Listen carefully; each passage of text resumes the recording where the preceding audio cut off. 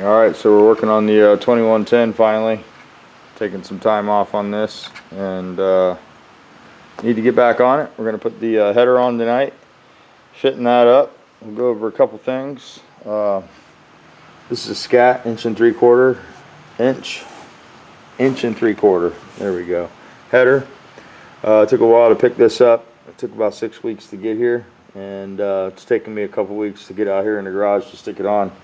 Everything just seems to fit pretty good. When you get the header, these are the gaskets that will come in the kit. If you're going to use these, you need to go ahead and make sure that you match these to the size of the exhaust tubing or the port.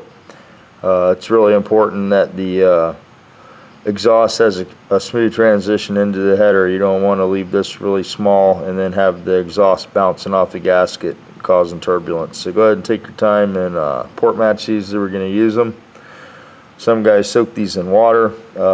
Some guys put a little silicone on them. These will almost always fail. They're just cardboard, and they used to make them out of asbestos, and they work pretty decent, but they don't do that anymore. Now they're just heavy paper, and heat and paper don't mix. So we opted for some bug pack copper gaskets. I like these. They fit the port pretty well when you take them out of the pack. I like to put the flat side towards the cylinder head and the rounded side towards the header. These are going to be hard to find. I don't think bug packs are around anymore. You can check the MP catalog for them, and that would probably be a good source, or just look around. I'm sure they're out there. The exhaust nuts. This is the standard 13 millimeter. This is the 12 millimeter copper nut, which is faded out now, and this is what we're going to be using. We're going to use these 7/16 or 11 millimeter copper nuts. They give you a little more clearance around the tube, and I found these make the job a little bit easier when it comes to tightening up the bolts, and these seem to come off pretty easy. These old copper stoker nuts seem to always get seized onto the stud and you end up cutting them off. So, and these are just too big to get around the tubing or the weld. So a proper nut can really save you some aggravation. You can see these headers are welded on the inside, and there's no weld next to the nut, so there's ample clearance for a nut. I'll show you what this looks like when you install a nut. You still have enough room to start it on there, and plenty of clearance. So these are pretty nice. Whoops, they do make some 8 millimeter or 5/16 nuts. I think they're 12 millimeter or 12 point. Those are pretty sweet. You can pick some of those up too. You can find those on the Samba. So I'm going to go ahead and put the camera down here, and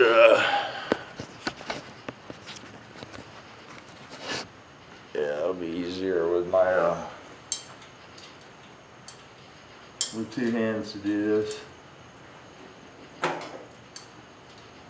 You don't want to tighten these up. Just leave them all loose, start all your nuts, slip your gaskets in. That's one good thing about these. They have slots, so you can slide the gasket in after you get everything started. And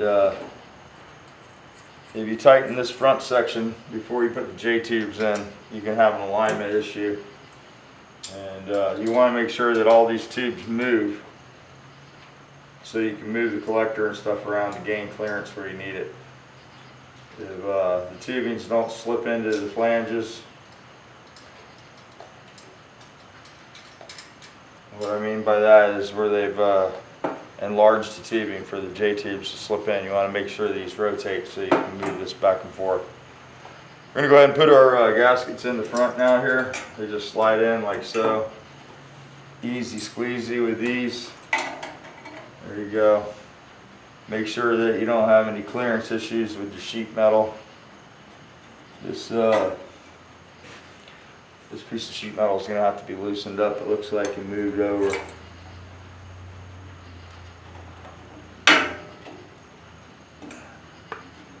Here we go. That'll work. I'll have to still fit the sheet metal on this motor. It's just basically sitting on there, but that's one of the things you want to make sure it's not in the way, and you don't want to pinch this under the flange when you tighten the exhaust down. So anyway, let's move to the back of the motor. Take some nuts back there, and hopefully there's some nuts back there because I don't see enough nuts over here. So. Got our J-tubes. Rubber hammer always helps to have online there if you're going to do this. Oh boy.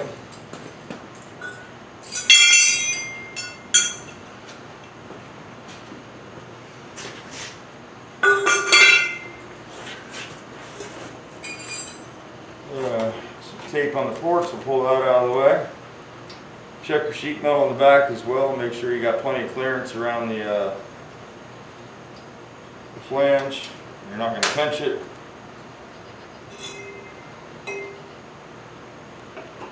And you just want to get this started and then work it up.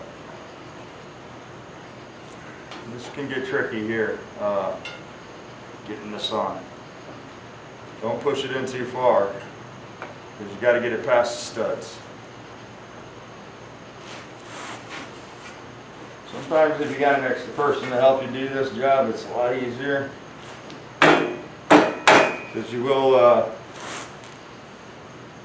have some fun with these J-tubes. And a rubber hammer is definitely necessary. Don't use a hammer on your brand new headers. You know, you don't want to beat the coating off there. Paid all that money for the coating. You might as well get the advantage of it.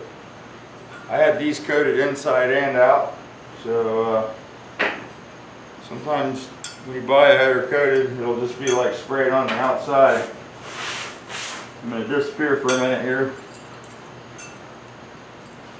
You want to make sure that you get the coating on the inside of the header, because that's a lot of the benefit, is getting the heat through the header and out of the engine compartment. Let's get this one started. This one seems to be a little more, a little nicer on this side.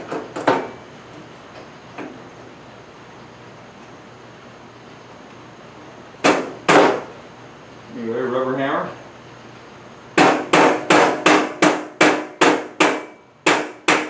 You don't want to beat it on with your hand either. I find that that's painful the next day. You're wondering what you did with your hand.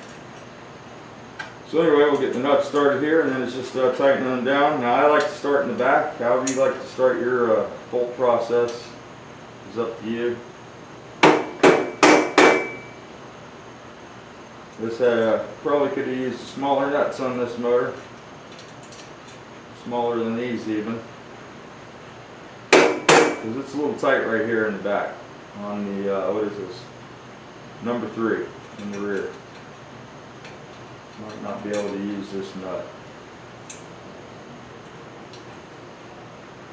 Might not be able to. Might have just come to a screeching halt here. Might have to get some 8mm nuts or cut these in half.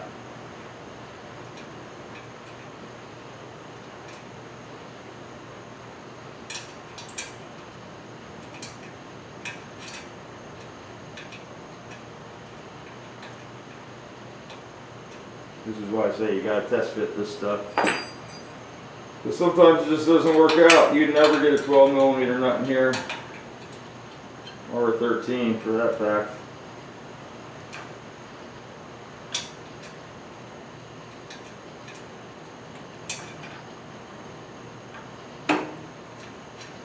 We're gonna have to pick up an 8mm nut for there for sure. It's not gonna work out. Not gonna work out. We'll go ahead and put one nut back here, and see if Noel has an 8mm by 125 on the inside, or maybe I can cut one of these nuts in half. I don't know. I don't know. I'll show you the problem here in a minute. We'll go ahead and just put a snug on it and see if we can tighten the rest of them up. Really snugged it up. You could probably take a punch and beat the header up, but I'm not going to do that. I can get a smaller nut, so no problems. Just have to accumulate the nut, and we'll move on. I've learned that you don't get in a rush with motors like this. Normally everything's going to be throwing you a curve. So just be prepared for that. The more custom it gets, the more trouble you're going to have. So there's a lot to be said for simplicity and using off-the-shelf parts. But then you get off-the-shelf results. So sometimes you have to get a little aggravated to get the results you want. So that's where we're at with this. I'm sure it'll be worth the aggravation.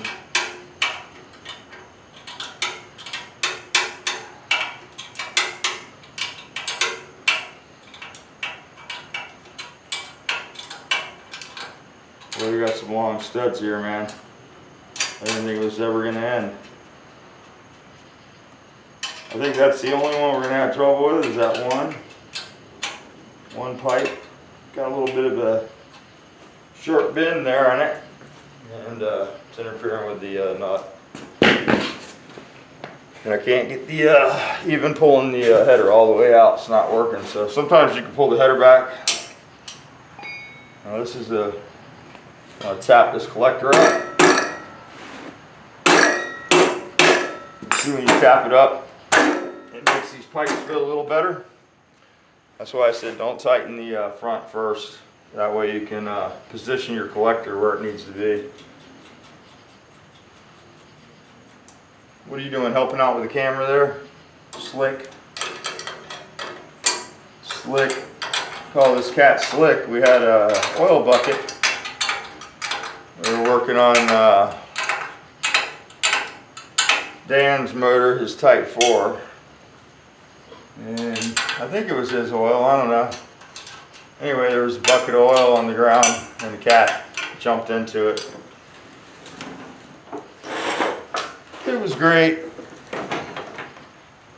So Dan, he was here. He went to the parts store and got some, or the parts store, went to the grocery store and grabbed some Dawn.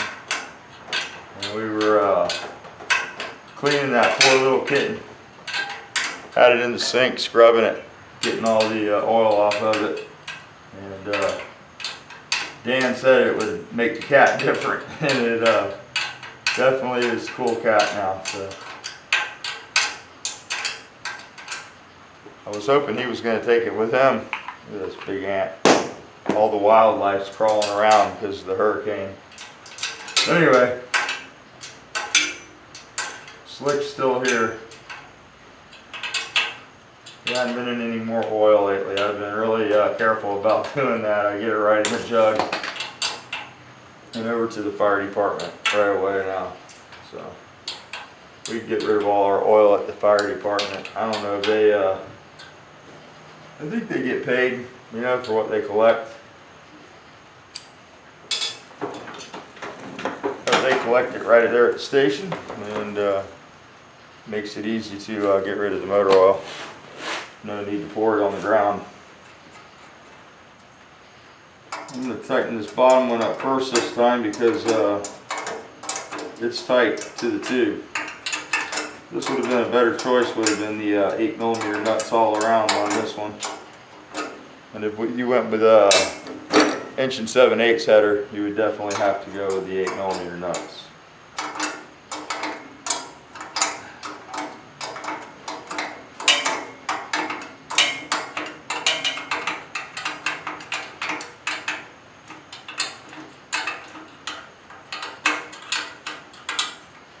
Still need to get a clutch for this, and normally when I build a motor like this, I do not put a header on it or a clutch. I'll let the whoever's going to buy the motor decide.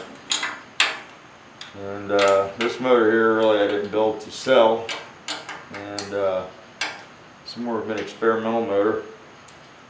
It's source super high compression, and for the street anyway. And see how that works out. Definitely gonna have to run special fuel in it for sure. But there we go. That's our header installation. It's all installed on there. That's real pretty. Now we can start clearancing our sheet metal and seeing what we'll have to do for that. Everything looks like that fits pretty well. There might be some issues with the apron depending on what car we put this in, and we'll have to address that nut in the back.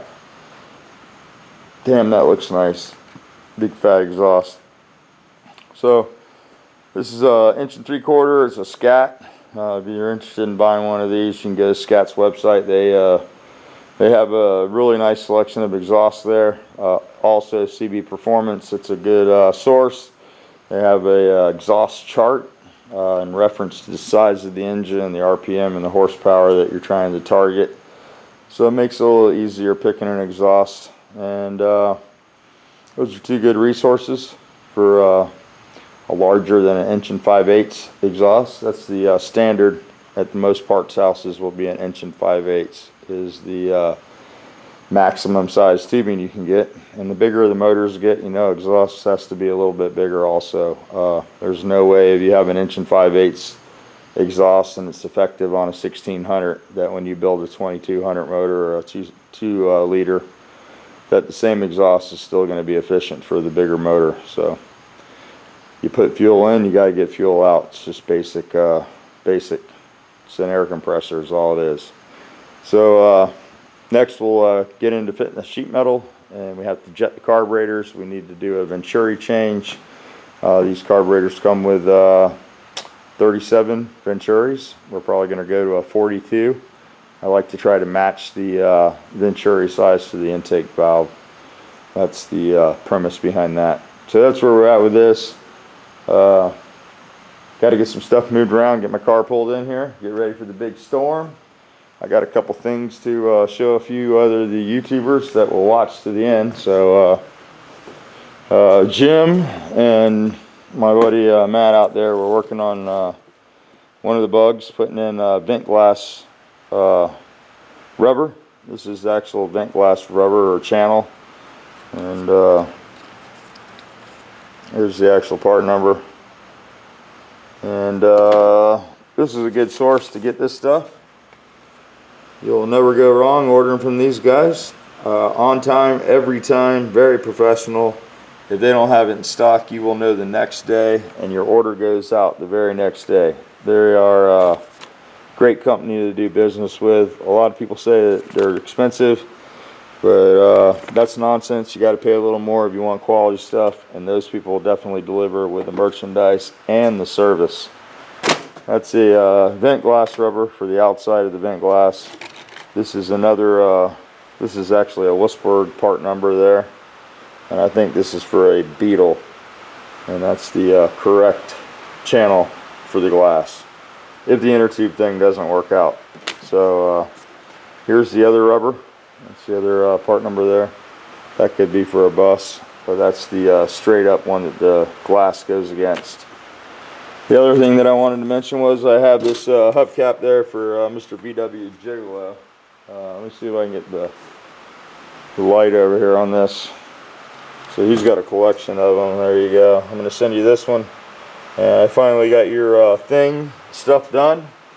So we were looking for the thing guard for the engine, the cattle guard. I got all that together for you. I got it out there in the parts washer. I would show it to you, and I'll get that shipped out to you. I'll get it painted up and wrap it up and box it, and I'll send it to you here in the next week or two. So thanks for being patient. I had to dig it out of the parts car out back, and I did that today and located all the pieces. There's the two grates for the bottom, the piece that bolts to the bolts in the back of the engine case there, and I think it's complete. The back piece also that ties it all together. So that's what's going on. Thanks for hanging out. Sorry about the lack of videos. Sort of been on hiatus for a while, is what they call it, on vacation or whatever. We're back now. We'll get some videos rolling, and we'll try to get this thing finished up. Thanks for being patient with the 2110 build. There's a lot of one-off parts or custom stuff. Seems like you know, it takes a little while to get these parts. Somebody wanted to know what type of rockers we used on this. There should be some videos on this motor, so we'll go ahead and pop this off for you. We use the Potter. These are the new style Potter rockers, and if I don't use the Potter, I usually use a Berg rocker. And I'm trying to do something different here because the Berg rockers are just really expensive. You know, $700 if you can find them, and usually they need a little work. These are in the $450 range, and they seem pretty beefy. So we're going to try these out and see how they work. Sort of experimental. That's what I said. It's an experimental motor, and a few parts that I don't normally use that we're going to try to see how it works out. We've used some of this stuff on race motors before in different applications, but for the street, we'll have to see how it holds up. So, all right, guys. Thanks for watching. Thanks for subscribing, and you guys have a good weekend.